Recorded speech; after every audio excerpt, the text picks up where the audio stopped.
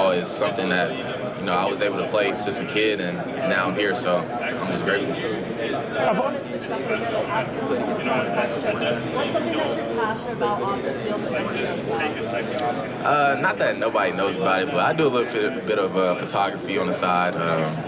Kay knows about it a little bit, but I like to take pictures, do a lot of portraits and stuff, so I do that in my off season. All right, you're doing a little bit of Madden stuff this weekend. What do you think your rating should be?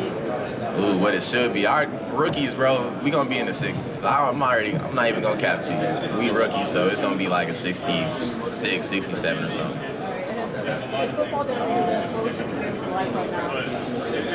Ooh, I probably would go into the photography stuff, honestly. I probably would commit to it. I've always been into like films, always been like to be the person that was behind the camera, so I would definitely get into that. Of all the DB drills they've ever made you go through, which one did you think was actually the most helpful? Ooh, I would probably say just going through like technique stuff when it comes to just like playing catch or playing press, because I mean that's kind of like every down things when it comes to the league or even in college or high school. Like you're gonna be playing man-to-man coverage, so I think just going over technique stuff. What's your approach to coming downhill and putting the wood on people?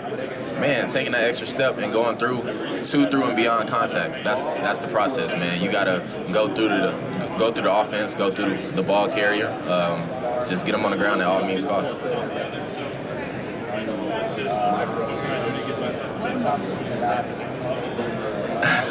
I would probably say the little purple emoji with the ears like this, the little crazy one. I would probably say that one. I mean, because, when I'm playing aggressive and dominant. Yeah. Top 5 cereals? Top 3 cereals? Ooh, that's a tough. I'm gonna probably say Cinnamon Toast Crunch. Maybe Frosted Flakes.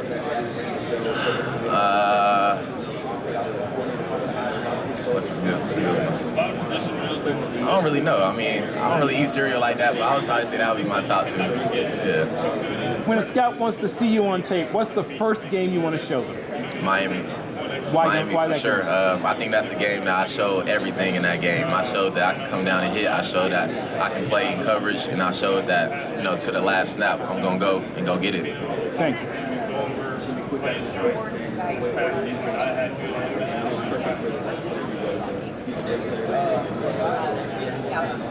Cam Ward, he's a great quarterback. He made a lot of passes in that game that really helped them come back and win that game. I think he's level-headed as well. I think that he's a player who, puts the team on his back for real, and, he is for the team. So he's a great guy. I hope the best for him, and yeah, that's it. My man coverage for sure. My man coverage has grown a lot. Working with Noah in the off season, just helping me with that, my technique, and just honing into that. I think this year I showed a lot that I can play man. Of the people you've covered, who made the greatest impression on you as just a pure football player? I would probably say the tight end from Syracuse. Yeah. Around the gas. Yeah. He was a good tight end. I was matched up on him a lot of times in the game, and he made some tough catches on me. So props to him. Craig, we're seeing this rise in the NFL in 2 high safeties, cover 4, cover 2. How do you still impact the game as a safety is getting pushed deeper and deeper to keep everything in front? Yeah, we getting pushed deeper, but you impact the game by getting your hands on the ball. That's really what it is. Creating turnovers and getting the ball back to your offense.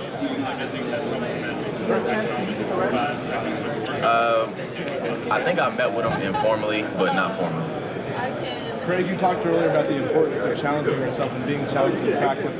How did Fernando Mendoza and the offense do that for you this year? Man, Fernando challenged us ever since he was a scout quarterback. I'll tell you that. From the year before when he started, he was on scout, and he was dicing up the defense like every day in practice. And we knew that he would be great, but going against him, he's a really smart football player who takes the time to study film like to the max every day. So he was a guy that, playing against a smart quarterback like that, it made it easier for you in the game. How do you think he grew so far so fast, Mendoza? What'd you ask? Why do you think he grew so far so fast as a player? The work that he put in. The work that he put in the offseason, and also during the season when, nobody's looking. He's in the meeting rooms until 8 p.m. every day, like just going in there and watching film with his coach. Like that's how you grow and that's how you get better as a player. Of the quarterbacks you face, you talk about Cam. Where does Fernando stack against the quarterbacks you've ever gone up against? I'm gonna for sure say top 10. There you go. For sure. There you go. Yeah. Give him some to shoot for. Give him a reason to keep working. Oh, he has all the reasons in the world to keep working. He knows that he can be here in a few years. He knows that, you know, he belongs here. And with him going to Indiana, I mean, I wish the best for him. But I think that he's a quarterback who's underrated a little bit. But, you know, in years, like, you'll know his name for sure. In terms of pure arm, like ability to get the ball there, how would you stack up the guys you faced in your college career? You could really get the ball there. Yeah, I mean, I'm going to still say top 10, man. Fernando's a great quarterback. He has the arm, he has the talent, he has the skill to do everything, make every throw. So, yeah, I think he's going.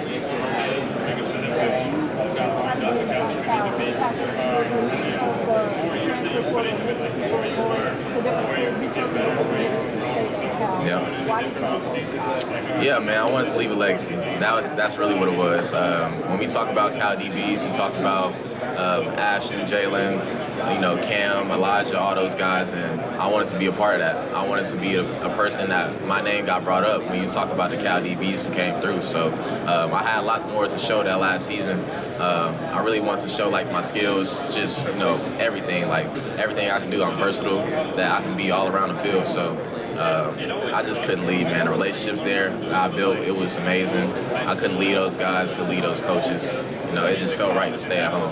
Who's a young Cal DB that you think might someday be where you are here at Indianapolis? That's a tough one. Man, I'm hoping that Cam Sidney can be a guy that can really show up and make his mark on the game. What makes him stand out to you? Because he can do everything. He can play every position. He can play safety, he can play nickel, he can slide over the corner. Like he has the skills, he has the athleticism, and I think that he's, you know, one of the next men up. Anybody you like to watch or pattern your game after?